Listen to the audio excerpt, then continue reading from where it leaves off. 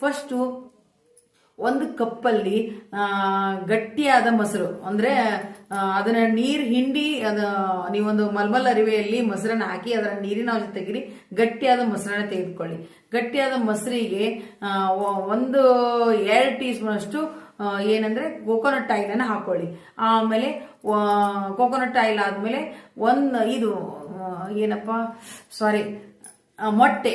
ಒಂದು ಮೊಟ್ಟೆನ ಅದಕ್ಕೆ ಒಡೆದು ಹಾಕೊಳ್ಳಿ. ಇವು ಮೂರನ್ನು ಆಮೇಲೆ ಒಂದು ಟೀ ಸ್ಪೂನ್ ಅಷ್ಟು ಕೆನೆ ಬೇಕಾಗ್ತದೆ. ಕ್ರೀಮ್ ಅಂದ್ರೆ ನೀವು ಅಮೂಲ್ ಕ್ರೀಮ್ ಬರುತ್ತಲ್ಲ ಅದನ್ನ ಹಾಕೊಳ್ಳಿ. ಇವಾಗ ಇನ್ನೊಂದ್ಸರಿ ಹೇಳ್ತೀನಿ. ಫಸ್ಟ್ 2 ಟೀ ಸ್ಪೂನ್ ಅಷ್ಟು ಗಟ್ಟಿಯಾದ ಮೊಸರು, 1 ಟೀ ಸ್ಪೂನ್ ಅಷ್ಟು ಕ್ರೀಮು, 2 ಟೀ ಸ್ಪೂನ್ ಅಷ್ಟು ಕೋಕೋನಟ್ ಆಯಿಲು ಮತ್ತು 1 ಮೊಟ್ಟೆ. ಆ ಮೊಟ್ಟೆನ ಹಳದಿ ಭಾಗ ಸಮೇತ ಒಡೆದಾಕಿ. ಅದನ್ನ ಬಿಳಿ ಭಾಗ ಹಳದಿ ಭಾಗ ಸಪರೇಟ್ ಮಾಡೋ ಅಷ್ಟು ಅವಶ್ಯಕತೆನೇ ಇಲ್ಲ. ಎಲ್ಲಾನು ಹಾಕ್ಬಿಟ್ಟು ನೀಟಾಗಿ ಅದನ್ನ ಬ್ಲೆಂಡ್ ಮಾಡಿಬಿಡಿ, ನೀಟಾಗಿ ಮಿಕ್ಸ್ ಮಾಡ್ಕೊಂಬಿಡಿ. ಮಿಕ್ಸ್ ಮಾಡ್ಕೊಂಡು ಆದ್ಮೇಲೆ ನೀವು ಫುಲ್